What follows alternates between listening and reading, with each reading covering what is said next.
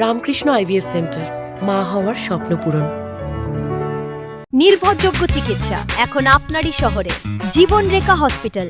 আমরা গোটা বালুরঘাটেই মোটামুটি রোড শোটা করে নিয়ে যাচ্ছিলাম। নিতে আমরা 10 নম্বর ওয়ার্ড হয়ে 9 নম্বর ওয়ার্ডে সূর্য শক্তি ক্লাবের সামনে দিয়ে আমরা রোড শোটা বের করে নিয়ে যাচ্ছি। সেই সময় দেখি তৃণমূলের কিছু দুষ্কৃতীরা ওখানে বসে সাইডে পথসভা হচ্ছিল একটা, দেখলাম। কিন্তু কিছু দুষ্কৃতী আছে যারা প্রতিনিয়ত বিজেপির ফ্ল্যাগ ছিঁড়ছে, হোর্ডিং ছিঁড়ছে, সেই সব টাইপের দুষ্কৃতীরা ওখানে ছিল। আশেপাশে গ্রামের লোকজন বলছিল যে এগুলো কী ধরনের অসভ্যতা, পার্টির বাজার সুকান্ত মজুমদার আমাদের জন্য যা করে যাচ্ছে, তৃণমূলে কী করেছে? সুকান্ত মজুমদারের গাড়ি আসছে, জয় বাংলা স্লোগান দিচ্ছে, এগুলো কী অসভ্যতা? সাধারণ পাবলিক বুঝে গেছে তৃণমূলের বিসর্জনের সময় হয়েছে।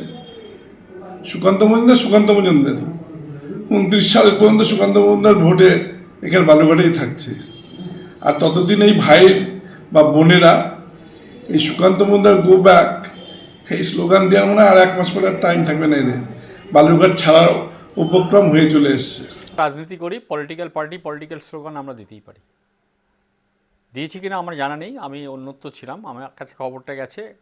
আমরা রীতিমতো নির্বাচন বিধি মেনে পারমিশন নিয়ে, সুবিধা অ্যাপসে থেকে পারমিশন নিয়ে আমরা পথসভা করছিলাম।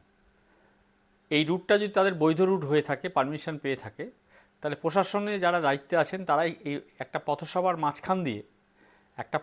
মাঝখান দিয়ে তাদের রুটটা পারমিশন দিল কেমন করে? আমাদের দিচ্ছে, আমাদের লোকেশান দেওয়া আছে, দাগ নম্বর, খতিয়ান নম্বর, প্লট নম্বর সর্বত্র দেওয়া আছে। প্রশাসন পারমিশনটা দিল কী করে? এক। দ্বিতীয়ত, আমাদের কাছে যেটা খবর আছে, যে রুটটা ওনারা ব্যবহার করেছে সেই রুটটার জন্য কোনো পারমিশন নেই। অবৈধ রুটে সুকান্তবাবু কেন্দ্রীয় মন্ত্রী থাকার সুবাদে নিজের আস্ফালন, মানে নিজের ক্ষমতাকে প্রদর্শন করে উনি গায়ের জোরে উইদাউট পারমিশনে উনি রোড শো করছেন। ওই জায়গাটায় আমি পার্টিকুলার ওই জায়গাটায়